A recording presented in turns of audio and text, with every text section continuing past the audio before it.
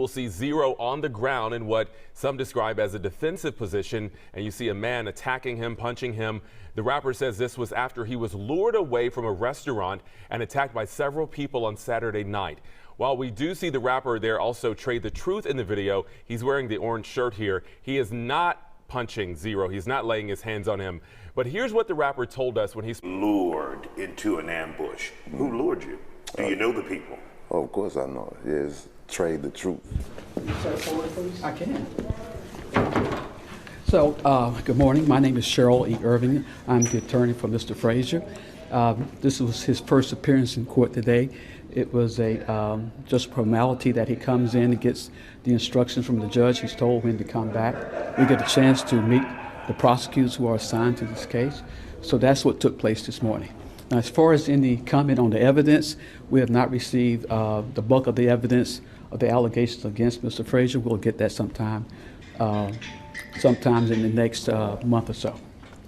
Now, can you tell us anything about this case? We really don't know anything that's going on. Look, the allegations are that that he committed a Class B assault against Mr. Joseph McVeigh. Now, let me say this. Now, everyone knows Trae because he has been a very pivotal part of our community. He has been supporting so many causes here, and you know we have to respect and appreciate that, and we're grateful for what he's done. But despite that, we don't expect him to get any special treatment here at the courthouse. We expect him to be treated just like everyone else, and he will be treated fair. Is there a way we can resolve this before, or are we trying to? Well, I want to address those issues about how do we get to this point. Now, just like I said before, I want to make sure you understand he's not asking for any special treatment. Only thing he needs is a good lawyer, so he's got that. All right, now, so let's talk about the level of the offense that he's accused of. It's a Class B misdemeanor, which is the lowest offense that you have in this building. Most Class B misdemeanors are resolved by time served, pretrial intervention, which is another form of a probation, deferred adjudication, a fine. So you have to understand this is really, in my opinion, a minor offense. As a matter of fact, when I looked at what I've been told about the allegation, it seems more to me like a Class C misdemeanor, which would put us over into the municipal court. I'm homeless. I need help and assistance. Excuse me, we're doing some So? I'm homeless. I need help and assistance. In America, this country has not been taking care of my American civil rights. So, y'all, do your job. Okay, well, so much for the commercial break. All right, so now, I think you're talking about how we got here. right, so that's what I want to talk about, how we got here. This, as I said before, this is a Class B misdemeanor. So how is it that you have two highly skilled detectives get involved in a case for which there's no bodily injury, nobody went to the hospital, no medical records of any sort? And so our investigation reveals that this came from Charles Adams, who apparently is on the Fox News on a regular basis. Apparently he's been clamoring for months about asking someone to investigate Mr. Frazier.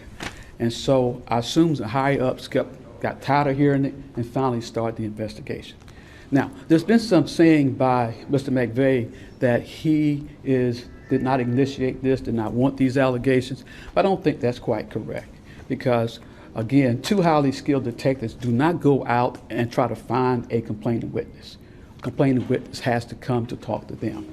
And Mr. McVeigh has spoken to the police on more than one occasion. He's gone down actually to the Travis location, which is where the HPD department is, and he's spoken to them. He's voluntarily gone down to do so. Now, the question is, why would he do this? Again, he has no serious bodily injury. He didn't go to the hospital. He has no medical records. What would be the motive? And I think I've discovered what I think is reasonable for the motive. Mr. McVeigh has two pending cases in the 263rd, felon in possession of a weapon and evading arrest. Now, those are serious allegations. Anyone who has no business carrying a weapon and who has a weapon and who flees from the police those persons we know at this stage in time in this community are dangerous to our community. When you are evading the police, you can cause serious bodily injury in your vehicle when you're trying to get away from from the police. And then he has a weapon in the car. I think those are serious allegations against him. And as I said from the beginning, Mr. Frazier here is not asking for any special treatment. And we don't think Mr. McVeigh should get any special treatment too. Now, Mr. McVeigh has been arrested over 11 times in his lifetime that we can find, maybe more. So we believe that the defense that Mr. Adams is trying to produce for Mr. McVeigh is that he had a reason to have possession of that weapon. But the law says if you're a felon, you cannot have possession of a weapon. And if you're evading the police, you're dangerous to the community.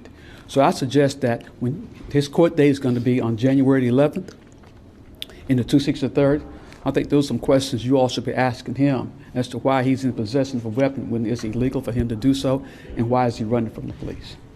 How's Mr. Williams doing? Beg your pardon? How is he doing? How are you doing? He's not going to make any statements right now, but if you want me to ask, he's doing fine. Okay? All right, anything else? When is the next court date? Next court date is March the 9th. Okay. Any bond conditions? Just continue to be a good guy. That's it. What are you hoping happens next? What are you hoping that happens? Well, you know, I haven't gotten all the evidence that the state is going to provide. They gave me a disc this morning, but we'll get a chance to look at that, talk to witnesses, and we'll go from there. Any possibilities state may just drop the case after further? Well, you know, that's always a possibility. As I said before, we expect Mr. Frazier to be treated fairly like any other person who walks in this building. Thank you Okay? for your time.